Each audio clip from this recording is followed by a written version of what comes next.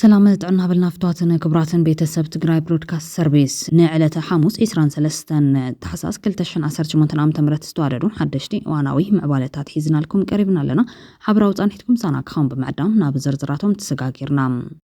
لومي حاموس فلامي تعلت حدد الري أقواطر فرنجي إسرع شدشن إن قبل لا معلتيام نخلهم أبزعلت حدش عام تتسنبلو زلهم تقارو كمون دليتي تبو خزب تقرايز خونكم إير تراين روحوس حدش عامت يخون لكم إلنا لنام عامت إسرع شدشن لا لو قزعت تقرايت خبيرو استمزابلين استسددن مربتو تماليسو تتعيشو زبن سلام سنيت كسانت رهوا حويتن تنساين تقراي خاون منام أبا تقراي فتحن تحطتنتن أبلعلتهم جونوسايد راتن تحبابرتو من كرقاقت قال سزحيل لزبن يكبرلنا عبد بيت معسرتي هم معسكر سدسنياتات زلهم تقارون إيرتراويان ون مواطون من نيلكم نخلتيو هزبي بفولي نهزب زواج أرن أفريقيا دما بحفشة وجن ورا وجن زرح قالو زمن يكبرلنا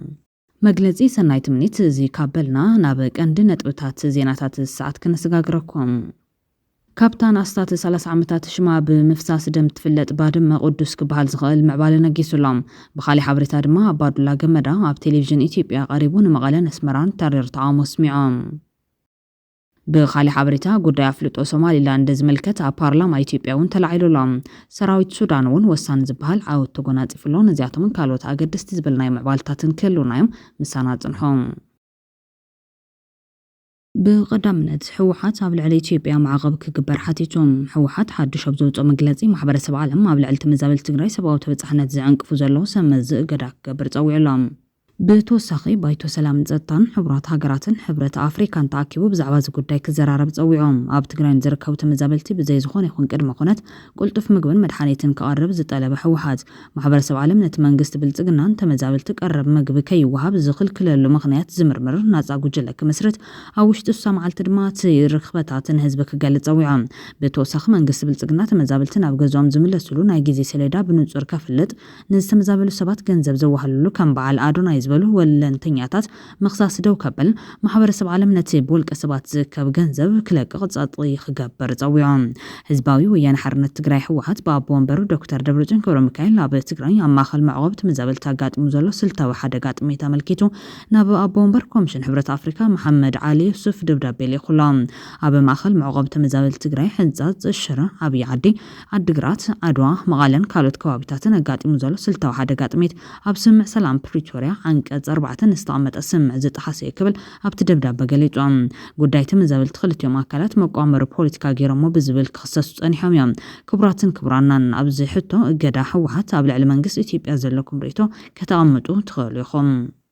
بخال حبريتا سراوت سودان وسان زبال عاود تقون هتصفهم دحرام منقو سراوت سودان حيلتات قلطف دقافن استخايدة وقينات سراوت سودان أبسمين كوردوفان زركبا كازاقيلن ريادن زبال خلت ختماتات داقماي تغاز إروان وتادرا من جتات تاقر كم زحبرو سراوت سودان نتنكلت ختماتات دحر مقو زارو حيلتات دقاف كبير كسارا سبن نبرتن أقوانيفهم كزلقو كم سراوت حبيرون أب محبرام الرخويتات استزرقو فيديوهات حيلتات سراوت سودان نتا كابرس كتما سمين كوردوفان زغنت الأبيد أستات 45 كيلومتر ندوب رحقات تركب كتما كازاقيل مولو بمولو كم زقات رايرين كساب حزي كاب سراوت سودان يخون كاب دعمل سريع وقع مقلتي هيتوهبن زلام كازاقيلن ريادن العلي عامة فرعا ناب تحت قوزر حيلتات تصدق فين صنيحن سراوت سودان نتن كتماتات أور حملة نحات إرقزي كوا آتي وانتنبرا دحورغن بحيلتات تصدق في داقماي تدحيزن اتنسل استخفالات كوردوفان مالتون سامين معرابن دوبن نسومونات سنحبر تعوق كايد اللم بمهلاو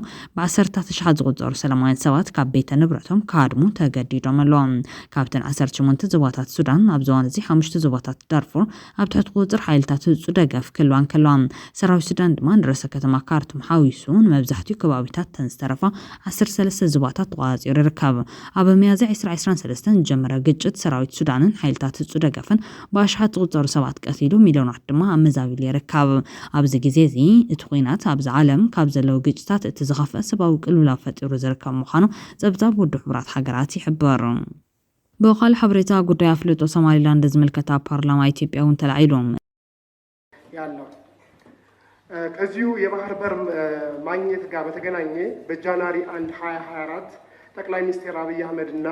በሶማሊላንዱ ፕሬዝዳንት ሙሴ ቢሄ መካከል ኤምኦዩ መፈረሙ ይታወቃል። በስምምነቱም ለ50 ዓመታት ያክል ገልፍ ኦፍ ኤደን ላይ የ20 ኪሎ ሜትር ለባህር ጦር የሚያገለግል ወደብ ሶማሌላንድ ልሰጥ፣ ኢትዮጵያ በምትኩ ለሶማሌላንድ የሀገር እውቅና ከዩናይትድ ኔሽን አባል ሀገራት ውስጥ ለመጀመሪያ ጊዜ ልሰጥ እንደነበር ይታወቃል። ሆኖም ግን ይሄው እስከዛሬ የባህር በሩ ማግኘታችን ሳይነገረን እኛም ለሶማሌላንድ እውቅና ሳንሰጥ እስራኤል ለመጀመሪያ ጊዜ የሀገር እውቅና በቅርቡ ሰጥታለች። ከዚህ ጋር በተገናኘ ኢትዮጵያ ሁለተኛው ሀገር ትሆን ለሶማሌላንድ እውቅና በመስጠት እና እንዲሁም የወደብ አክሰስ በማግኘት ረገድ። በሌላ በኩል ከሶማሌላንድ ጋር ባደረግነው ስምምነት የተቆጣችው ሶማሊያ ጋር ጠቅላይ ሚኒስትር አብይ አህመድ እና ሐሰን ሼህ መሐመድ በተገኙበት እንዲሁም የቱርኩ ፕሬዝዳንት ታይብ ኤርዶሃን አደራዳሪነት ኢትዮጵያ የባህር ወደብ እንድትጠቀም በምትኩ ኢትዮጵያ የሶማሌላንድን የግዛት ሉዓላዊነት ልታከብር እንደተስማሙ በዲሴምበር 11 2024 ተገልጾ ነበር። በ4 ወራት ጊዜ ውስጥም ማለትም እስከ ፌብሩዋሪ 2025 ቴክኒካዊ ድርድሮች እንደሚጠናቀቁ ተነግሮን ነበር። ነገር ግን ከሶማሊያ ጋር ያለን ስምምነትም ሆነ ከሶማሌላንድ ጋር ያለን ውል አንዳቸውንም በእጃችን ሳናስገባ ሌሎች ሀገሮች ጋር ስምምነት ማድረግ ቀጥለዋል። የደህንነታችን ዋና ስጋት የሆነችው ግብጽ ከሶማሊያ ጋር በኦገስት 2024 ወታደራዊ ስምምነት ማድረጓ ይታወቃል። በቅርቡ ደግሞ ከጅቡቲ ጋር የወደብ ስምምነት ማድረጓ እየተነገረ ነው። ዲሴምበር 27 25 ግብጽ ከኤርትራ ጋር ኦክቶበር መጨረሻ ላይ የባህር ኃይል በተመለከተ ኢሳያስ አፈወርቂ ካይሮ በሄዱበት ወቅት ስምምነት መጨረሳቸውን በተለያዩ ሚዲያዎች እየተነገረ ነው። እኛስ ከአንዳቸውም ሀገራት ጋር የተጨበጠ ወደብ ሳናገኝ በሚዲያ ብቻ እያወራን የበይ ተመልካች ሆነን የምንኖረው እስከ መቼ ነው? ሌላው የሀገራችን ዳር ድንበርም ሆነ የሀገራችን ዳር ድንበር በጎረቤት ሀገሮች የመደፈር አደጋ እየገጠመው እንደሆነ እርሶም የገለጡበት መድረክ አለ። በአዲስ አበባ ዩኒቨርሲቲ በተገኙበት ወቅት በኤርትራ የተወረረ መሬት እንዳለን ይታወቃል። እንዲሁም በሱዳን ድንበር ላይም የተወረረ መሬት አለን እና የሀገር ድንበራችንን ለማስጠበቅ የዓለም አቀፍ ሕጎችንና ዲፕሎማሲን ተጠቅሞ ሚኒስቴር መስሪያ ቤቱ ምን እየሰራ ነው? የሀገራችንን ዳር ድንበርም ሆነ የወደብ ባለቤት የመሆን ድላችንን ለማስፋት የውስጥ ሰላማችንን ማረጋገጥ በጣም ጉልህ ሚና ይጫወታል። ከዚህ አኳያስ ሚኒስቴር መስሪያ ቤታችሁ በካቢኔ ስብሰባችሁ ይህን ጉዳይ ምን ያህል እየመከረ ነው? የውስጥ አንድነታችን ማስጠበቁ እነዚህ ሁለት ትላልቅ አጀንዳዎችን ለማስፈጸም ጠቃሚ እንደሆነ አመሰግናለሁ። ኢማራት ዓረብ ዝለኮሰቶ ባና ናጽነት ሶማሊላንድ ሕዚ እውን ብትኩስ ይቕፅል ኣሎ። ኤርትራ ነዚ ባና ናጽነት ብትሪ ትቃወም ዘላ ሃገር ኮይና ካብቲ ሃገር ዝስምዑ ዘለዉ ተቃውሞታት ድማ ኢማራት ንፍሉይ ጂኦፖለቲካዊ ረብሓታት ክትብል ጥራሕ እያ እዚ ስግረ ባሕራዊ ወፍርታት ተካይድ ዘላ ክትብል ኣይትኽእልን ኢኻ የገዳስ መሻርክቲ ናይ ፀጥታ ስትራቴጂካዊ እስራኤል ኮይና ትሰርሕ ዘላ ብምባል ናይ ኣሜሪካ ኣሰላልፋ ማለት እውን እስራኤልን ኢማራትን ኣብዚ ከባቢ ቀይሕ ባሕርን ቀርን ኣፍሪካን ፍሉይ ቆላሕታ ከም ዘቐመጡ እዮም ዝጥቁሙ ዘለዎም። ቀንዲ ዕላማ ናይዚ ድማ እስራኤል ሎሚ ካብ ኢራን ጽባሕ ድማ ካብ ቱርክ ወይ በአክዋን አልኢስላሚያ ዝምራሕ ሃገራት ከመጻ ዝኽእል ኣብድዋታት ንምግታይ እያ። ኣብ ማእኸላይ ምብራቕ ማእኸላይ ባሕሪ ዝዋቀርን ኣፍሪካን ቀይሕ ባሕርን ምቁፅፃር ይኹን ወታደራዊ ህልውና ከተዕቢ ትሰርሕ ዘላ። እቲ ኣብዚ ሰሙን ምስ ቆጵሮስን ግሪክን ዘላደየቱ ሓበራዊ ናይ ምክልኻል ውዕል ሓደ ኣብነት እዮም ብምባል ድማ እስራኤል ኣብ ዞባ ንትግራይ ሓዊስካ ካብ ኢትዮጵያ፣ ሶማሊላንድ፣ የመንን ካልኦትን ኣማራፅታት ትደልየሉ ግዜ ምዃኑ የመልክቶም። ብመሰረት እዚ ናይ ሶማሊላንድ ጉዳይ ይኹን ደቡብ የመን ድማ ተኻሊእ ነዚ ናይ እስራኤል ናይ ፀጥታ ስትራቴጂ ዘነፅር ምዕባለታት ኮይኑላ። ኢማራት ኣብዚ ጉዳይ ብሓደ ወገን ረብሓታታ ተረጋግፅ፣ ብኻሊእ ገጽ ድማ ሽርክነት ምስ እስራኤል ተደልድልያ ዘላ። ተፈትዎ ተፀለ ኣብ ቀርኒ ኣፍሪካ ሓድሽ ጂኦፖለቲካዊ ለውጢ እንተስበሓይሊ ብኩናት ወይ እውን ብሶፍት ፓወር ዲፕሎማሲያዊ ፅዕንቶ መምፁ ዘይተርፍ ከይዲ ኣብ ምዃን ይርከብ። ብንጹር ኣሰላልፋ ድማ ግብፂ፣ መንግስቲ ሱዳን፣ ስዑድ ዓረብ፣ ኤርትራ ጽምዶ ብሓደ ወገን ኣሜሪካ፣ እስራኤል፣ ኢትዮጵያ፣ ሶማሊላንድ ምድማር ዝብል ስልታዊ ቀመር ድማ ዘይተወደአ ጉዕዞ ዘቐፅላ ዘለዋ ኮይነን ኣብዚ ውሳነ ሰዓት እዚ ጉዳይ ትግራይን ኢትዮጵያን ብሱልን ጥንቃቐ ዝሓትትን ጉዕዞ ይጠልበሎ። ኣብ ዘሎ ከይዲ ትግራይ ድሕሪ ፅንተታዊ ኩናት ዘለዎ ትርጉም ምርኣዩ ተወሳኒ ከይዲ ፖለቲካ ቀርኒ ኣፍሪካ ብምዃኑ ብፍሉይ ክስርሐሉ ዘሎ ይብሎም። ትግራይ ኣብዚ ከይዲ እዚ እንታይ ይኹን ዝብልን ዘለና መዋፅኦ ምሕሳብን ምስራሕን ግድን ዝብለሉ ዕድል ይፍጠር ምህላው ምስትበሃል ጥራሕ ይዘድልዮም። እዚ ዝፍጠር ለውጢ እውን ብዘለካ ረብሓ ዝተመስረተ ስለ ዝኸውን ብቐዳምነት ትግራይ ረብሓ ተለለየሉ እዋን ድማ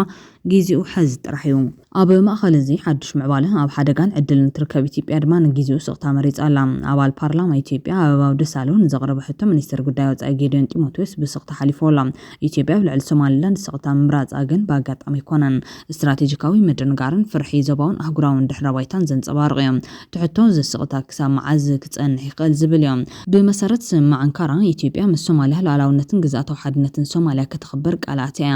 ብኻሊእ ገጽ ግን እስራኤል ንሶማሊላንድ ኣፍልጦ ምሃባ ብግልፂ ካብ ምኹናን ትቆጢባላ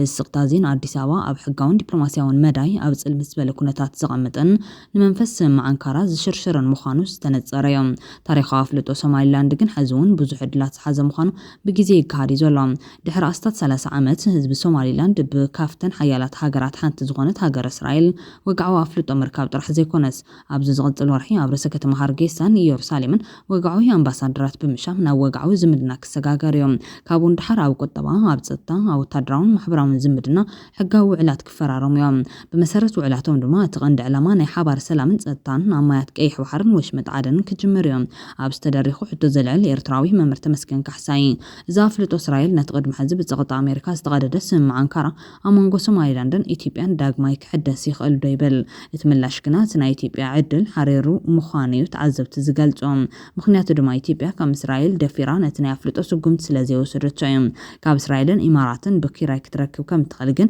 ዝተፈለጠ ኳዕናን ሕቶ እዮም ሕቶ ኣፍ ደገ ባሕርና ከመይ ጋህዲ ክኸውን ኣለዎን ኣብ ዝብል ምዕራፍ ተሰጋጊሩ ይብል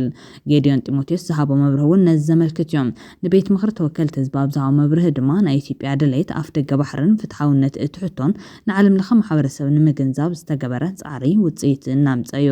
ሓድሽ ፕሮፓጋንዳ ነፊሑ ዘሎ ኣብ ዝተደሪኹ ርእቱ ዘቐመጠ መምህር ተመስገን ካሕሳይ ስምምዕ ኣፍ ደገ ባሕሪ ሶማሊላንድን ኢትዮጵያን ብመንግስቲ ኣሜሪካ ከም ዓብዪ ሓጢያት ተቆፂሩ ከብቃዕ ኣፍልጦ ሃገርነት ሶማሊላንድ ብእስራኤል ብሒም ዘይትብል ዓለም ንነብር ምህላውና ማዕርኽ እንደይ ዘይፍትሓዊት ዓለም ንነብር ምህላውና ዘገርም ኣይመስለንን ብምባል እቲ መሰረታዊ ሚስጥር ድማ ሓይልን ዓቕምን እዮም እዚ ማለት ድማ ኣብ ሓያል ቁጠባን ፀጥታን ዲፕሎማሲ መሰረት ዝገበረ ሓያል ወታደራዊ ብቕዓት ምህላዊ ክብል ምክንያት ውድቀት ኢትዮጵያን ዓወት እስራኤልን ኣብ ጉዳይ ሶማሊላንድ የረድእ ብምቕፃል ድማ እታ ብኣብይ ኣሕመድ ዓሊ ብስርዓት ብልፅግና ትምራሕ ዘላ ፍርቂ ኢትዮጵያ ነቲ ኣልዒላቱ ዘላ ኣጀንዳ ዋንነት ኣፍ ደገ ባሕሪ ካብ ሓያል ቁጠባውን ወታደራውን ዲፕሎማስን ነቂላ ዘይኮነትስ ካብ ሓያሎ ውሽጣዊ ዘይኩነታዊ ፀቕጥን በዝሒ ሰብን መሰረት ብምንቃላይ ዝብል እትሪቱ ወሃበ እዩ እዚ ድማ ክሰልጥ ይከኣለን ምዛ ኣፍልጦ ሃገርነት ሶማሊላንድ ብእስራኤል ከተስፋ ክህሉ ከም ዝኽእል ክንዝንጊዕ የብልናን ይብል እዛ ብትሕቲ ሙሉእ ቁፅር ምዕራባውያን ዝእዘዝ ንመሸጣ ዝቐርብ ብሚልዮናት ዝቁፀር ሂወት ኢትዮጵያውያን ድማ ንኢማራት ይኹን ንእስራኤል ኣብ መዓላ ክውዕል ሙሉእ ፍቃድ ስርዓት ብልፅግና ከም ዝኾነ የረድእ ስርዓት ብልፅግና ድማ ነቲ ሞግዚትነት ኣብ ቀይሕ ባሕሪ ኣፍልጦ ሶማሊላንድ ብምሃብ መራኽብና ኣብ ቀይሕ ባሕሪ ኣትየን ብዝብል ፕሮፓጋንዳ ክስርሐሉ ዝዓግቶ የለን እዚ ማለት ግና እቲ ኣብ መንጎ ሶማሊላንድን ኢትዮጵያን ዝነበረ ውዕል ክራይ ኣፍ ደገ ባሕሪ ዳግማ ይሐድሶ ማለት ኣይኮነን ብምባል ይገልጾም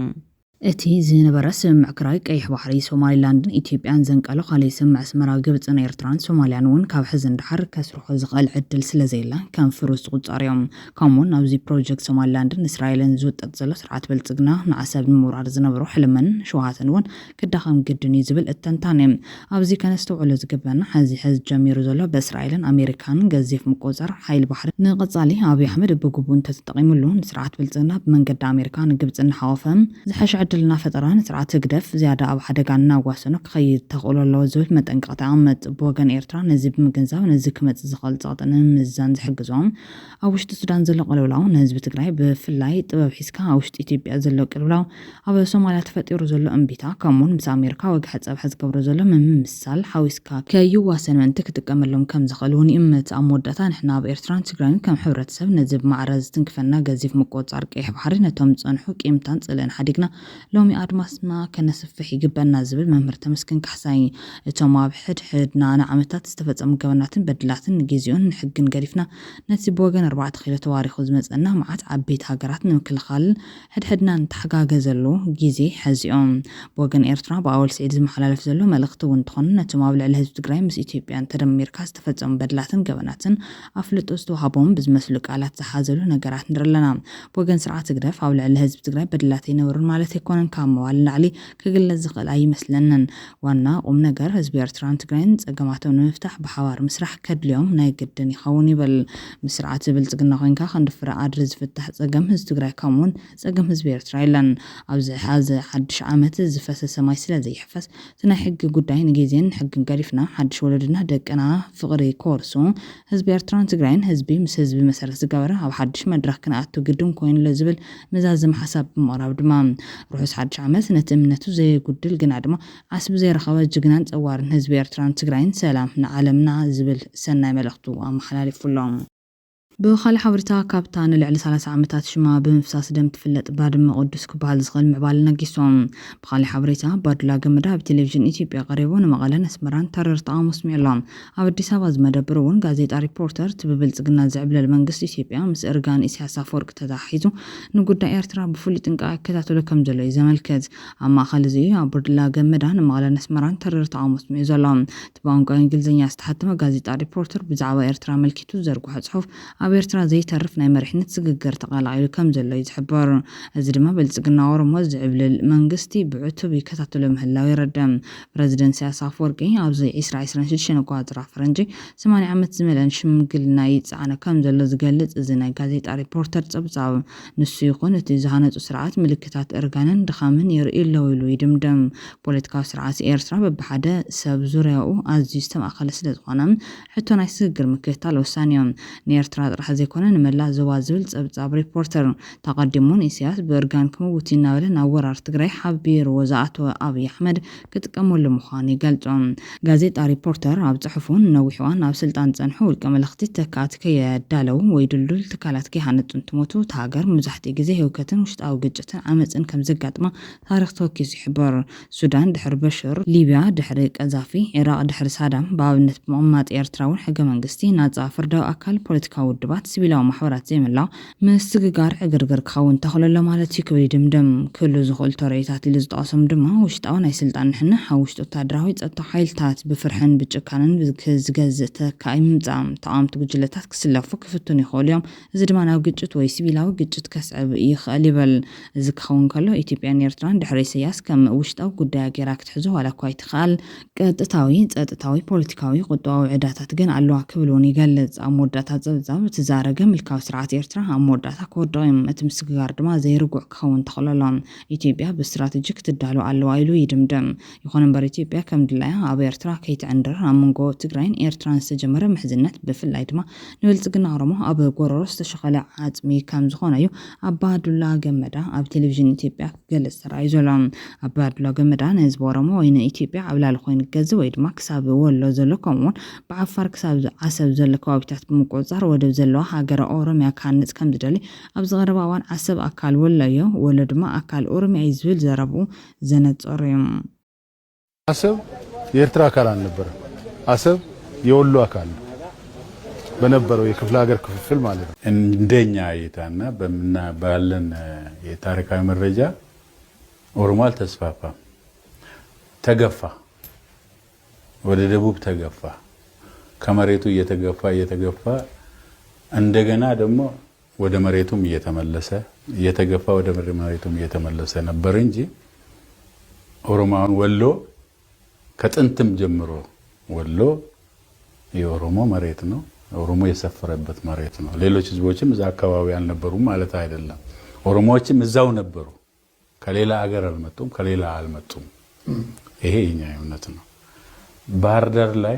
ጎጃም ላይ፣ ጎንደር ውስጥም ነበሩ። ምናልባት ተገፍተው ወይም እዛ ተውጠው ቀርተዋል ነው የምንለው። ምክንያቱም እስከ 5-6 ጄኔሬሽን ብትሄድ ብዙ ኦሮሞዎች ስም ታገኛለህ። ጎንደር ውስጥም ባህር ዳር፣ ጎጃም ውስጥም። እንደ ወሎ ህዝቦች ዲሞክራሲያዊ ፓርቲ ወሎ በአማራ ክልል ውስጥ የሚኖር ማህበረሰብ ነው። አማራ ግን አይደለም። አማርኛ ቋንቋ ስለተናገረ ግን አማራ የሚባል ብሔር የለው። ወሎ አማራ ነው። ወሎ የአማርኛ ቋንቋ፣ የኦሮምኛ ቋንቋ፣ የአፋርኛ ቋንቋ፣ የአርጎብኛ ቋንቋ፣ የአገውኛ ቋንቋ የሚናገር ማህበረሰብ ያለበት አካባቢ ነው። ግን አማራ ነው። አማራ ክልል ውስጥ ያለ ማህበረሰብ ነው። አማራ አይደለም። አማራ ክልል ውስጥ ያለ ማህበረሰብ ግን አማራ አይደለም። እኔ በታሪክ አረዳድ አማራ የሚባል ብሔር አላውቅም። አማራ የሚባል ክልል ግን አለኝ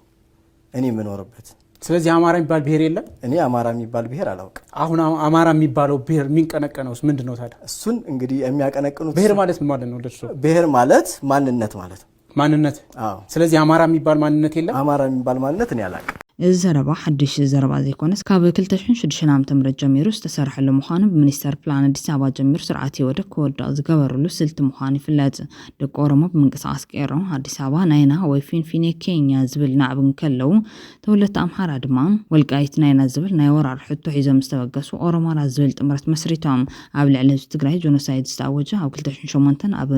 ዓመተ ምህረት በጋዜጠኛ መሳይ መኮንን 95 ሚሊዮን ን5 ሚሊዮን ብዝብል ጎስጓስ ተኻይዱ ሽዑ ብዙሓት ተጋሩ ብደቂ ኦሮሞን ኣምሓራን ኣብ ዝተፈላለዩ ከባቢታት ኢትዮጵያ እናተሃደኑ ምቕታል ምፍንቓልን ንብረቶም ምውራስን ተጀሚሩ ካብ መተማን ሸንፋእን ድማ ብዙሓት ንምዕራብ ትግራይን ሱዳንን ሂወቶም ከውፁ ገንዘቦም ንብረትን ገዲፎም ተመዛቢሎም እዮም። ኣብ ሻሸመኔ ጣና በለስ ኣብ ልዕሊ ተጋሩ ዝበፅሐ ግፍዑን ዝርሳዕ ኣይኮነን። ብተወሳኺ እውን ናብ ትግራይ ኣስቤዛን መሰረታዊ ሸቐጥ ከይሓልፍ መደበኛ ጉዕዞ ሰብ መኪና ብደሴ ገይሩ ከይሓልፍ ሕዚ ምስተኸልከለ ቀፂሎም ድሕሪውን ብሓያል ናይ ጽል ፕሮፓጋንዳ ብደረጃ ፓርላማን ከይተረፈ ህዝብና ዘይሽሙ ናይ ክፍኣት ሽም ክወሃቦ ተገይሮም ብተወሳኺ እውን ፀረ አንበጣ መድሓኒትን መንፀጊ መስርሕን ናይ ህፃናት ናይ ኮሮና ቫይረስ መከላኸሊ ማስክ ከይኣቱ ናይ ትምህርቲ ቁሳቁስ ከይኣቱ ብዙሕ ምግላላት እናተገበረ ፀኒሖም። እዞም ተግባራት እዚኦም ነቲ ጆኖሳይዳዊ መበገስታት ኮይኖም ብዋናነት ብብልፅግና ኦሮሞ ዘዕብለል ናይ ኢትዮጵያ መንግስትን ናይ ኣምሓራን ኤርትራን ደገፍትን እዮም ነይሮም። ይኹን እምበር ኣብ ማእኸል ኩናት ትግራይ ብፍላይ ድሕሪ ዓወት 21 ሰነ 2013 ንኤርትራ ድሕሪ መምላስ ሰራዊት ትግራይ ካብ አዲስ አበባ ብብልጽግና ኦሮሞ ዝዕብለል መንግስቲ ንልሂቃን ኣምሓራ ሙቕትታት ኮይኖም ኣብዚ ሰዓት እዚ ድማ ኣብ ክልል ኣምሓራ ኩናት ኣውጆን ኣብ ኤርትራ ድማ የማው ከም ዘሎ ይፍለጥ እዮም። አማራ ጉድፈላ ተካድክ ጠፋ ምናምን የሚሉ አክቲቪስቶች ጋዜጠኛ ነን የሚሉ ሰዎች ስልክ ያላቸው ሰዎች ነበሩ። አማራ ከትግራይም ከሱዳንም ከሌላው ክፍልም ሰው በጉልበት በኃይል ሊያንበረክከው ከፈለገ ራሱን መከላከል የሚችል ህዝብና በዛም የሚታወቅ ህዝብ መሆኑን ዲናይ ያደረገ ነዚ ኩሉ ሃንዳስ ምዃኑ ዝንገረል ዘሎ ኣባድላ ገመዳ ግን ናብ ኤርትራ ከይንቕንዕ ርክብ ህዝብታት ትግራይን ኤርትራን አንቂፉና ማል ጥራሕ ዘይኮነስ ጀነራል ክንፈ ዳኘው ዘለዓለ ጉዳይ ውህደት ከም ዝሰንበዶ እዩ ገሊጹ ዘሎ። ሰራዊት ትግራይ ናብ አዲስ አበባ ምስ ተጸግዐ ተደሊኹም ብዓንቀጽ 39 ተነጸሉ ዝብል መልእኽቲ ብከንቲባ አዲስ አበባ አዳነች አበቤ ኣቢሉ ዘመሓላለፈ ከምኡውን ጀዋር መሐመድ ኣብ ኣልጸጽትም ዝብል መጽሓፉ ከም ዘቕመጦ ሰራዊት ትግራይ ንኦሮሚያ ኮራዩ መወዳእታ ሰዓት ኣኺሉና ዝደለኻዮ ክንገብረልካ ኢና መንእሰይ ኦሮሞ ቀኒስካ ናብ ኩናት ኣዋፍረልና ዝብል ሕቶ ኣቕሪቡ ብጀዋር ዝተነፀገ መሪሕነት ብልጽግና ጀነራል ክንፈ ዳኘው ምስ ኤርትራ ስትራቴጂካዊ ምሕዝነት ክጅምር ምዃኑ ምግላጾም ልቦና ዘለዎ ሰብ ከምዚ ኣይሓስብን ክብል እዩ ተቃውሞ ስሚዑ ዘሎ።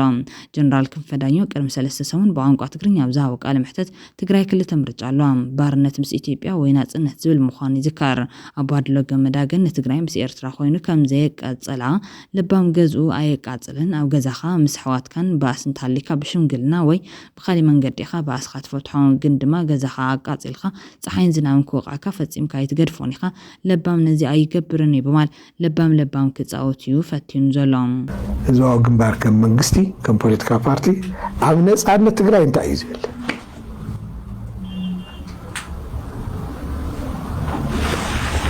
ይቕበላ እንተኮይኑ ብናሓተይ ሰልፊ ማለት እዩ ስትራቴጂክ ዘይቕበላ እንተኮይኑ ከመለኹም ተተባሂልናውን ንሓፃር ጊዜ ማለት የሚተዋወቁ ሰዎች በተለይ መከላከያ አካባቢ በነበሩበት ሰዓትም እርሶ ጋር ሲሰሩ የነበሩ ሰዎች አንዱ ኢትዮጵያን ወደ አንድ ለማምጣት ጥረት በሚያደርግበት ሰዓት አንዱ ደግሞ ለመከፋፈል ጥረት ሲያደርግ እያየን እያስተዋልን የመጣንበት ሂደት አለ። ምናልባት ሲያቋቸው ይሆናል በቅርቡ አንዳንዶቹ ቃላቶችን ለማንሳት በጣም አስቸጋሪ ነው እውነት ለመናገር ግን ደግሞ ያው መነሳትም ስላለበት ነው እያነሳን ያለ ነውና አንተ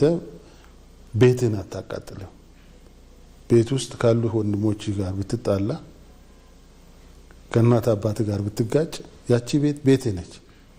ስለዚህ ጥልህም በሽምግልና በሌላ መንገድም በሃይማኖትም ትፈታታለህ እንጂ ያቺን ቤት አቃጥለ መሄጃ ዝናብና ፀሐይ እንዲደበድብ አታደርግም። አእምሮ ያለው ሰው ይሄን አያደርግም፣ ይሄን አይመርጥም። ሌላው መቀሌን ትናንት መልቀቅ ስንጀምር በጣም ብዙ ሰዎች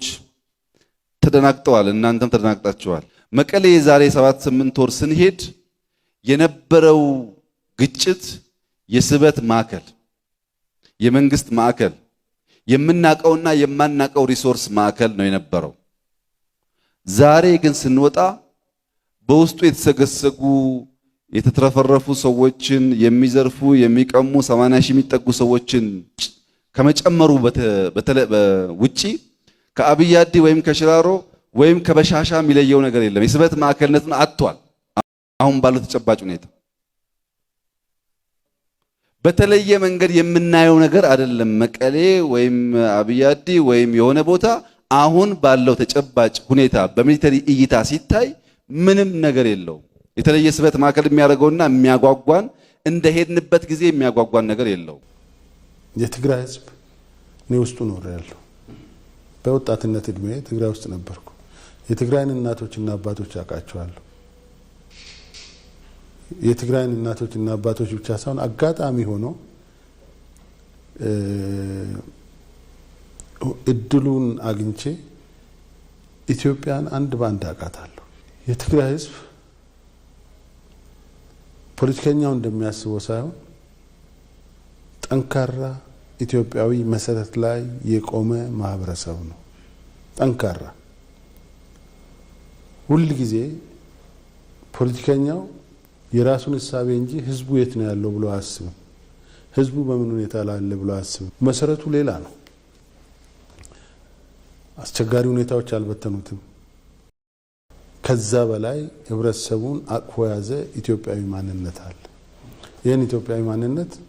ክንፈዳኛው ሌላ የሚፈጠርም ሌላ ሽፍታ ሊንደው ይችላል ብዬ አላምነው። በምንም ተአምር ማን ያ መሰረት አለ። እዛ መሰረት ላይ አሁን ያለው ውጊያ ግን ተቀይሯል። አሁን ያለው ውጊያ የትኛው መንደር ወታደር ሲሄድ ምንም ጠላት አያይም፣ ህዝብ ነው የሚያየው። እዛ የገባው ወታደር ቁጥሩ ያነሰ ከሆነ በአህዱ ውስንነት ያነሰ ከሆነ ምንም ጠላት የለም ብሎ አልፎ ሳይጨርስ ከጀርባው በርከት ያሉ ሰዎች ወረውት በክላሽም በገጀራም ይጨፈጭፉታል።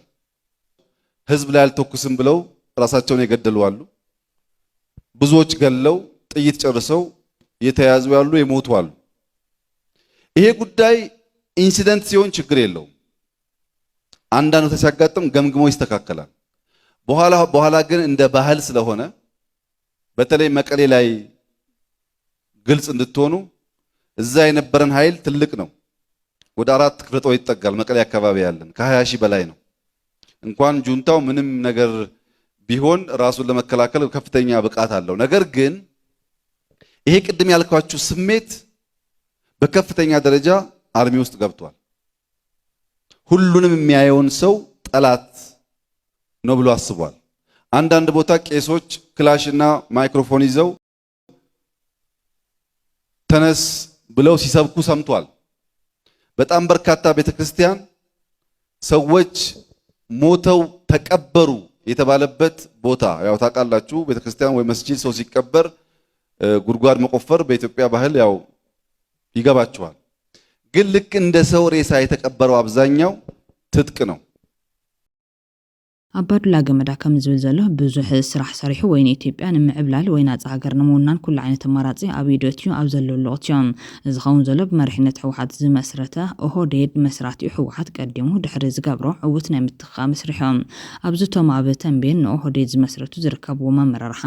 ግርማ ብሩ፣ ኣባዱላ ገመዳ፣ ኩማ ደመቅሳ፣ ሶፊያን ኣሕመድ ኣብ ስልጣን የሎም። ብርግጽ እነ ግርማን ኣባዱላን ስርዓት ናትና እዩ ብዝብል ተገዳስነት ርሕቕ ኢሎም የማኽሮም። ናብቶም ድሓር ዝመጹ ካልኣይ ولدت تكات نحلف أستير مامو دميتا أمبيسا مختار كدر ورقنا قبايوم لومي أو تمرحنة يلون نابسال سولد نحلف أبي أحمد شمالس أبديسا أديسو أرقا سيسايت ولا دملاش قبر مكايل وزتم زياتهم يوم دارقا نبارا مررحا خوينم أو سلطان زلوم بقم طالقين تتكات ولدت بقعات يكونن تقامتون نايبانداتات سواي زلوم يمزول جملة وبيين زحازو إن دكتور دبرتين ويزرفت لورق أيت جيتاتو صفان يتم بدحريت زوروهم كمنا بوي سبحات زبولو سبات حويسهم نتي بشحن شعطميتن سوساتات مودات زنبرنا بهراو حتى ملسكبو نابد دبيت زورديوم مستمثل سولد اوهدي زغونو بعل ابي احمد ابوان كينات قد امام وزنبرو حزي جن اتي نتግራዋይን ኤርትራን ናይ ደምነት ምልክት ኮይኑ ጠንቀጥፋት ዝነበረ ጉዳይ ደብ በخلቱ ህዝቢ አክል ተባሂሉ ባድመ ሓዊስካ አብዶባት ዘሎ ህዝቢ መቀረራ ምጅማሩ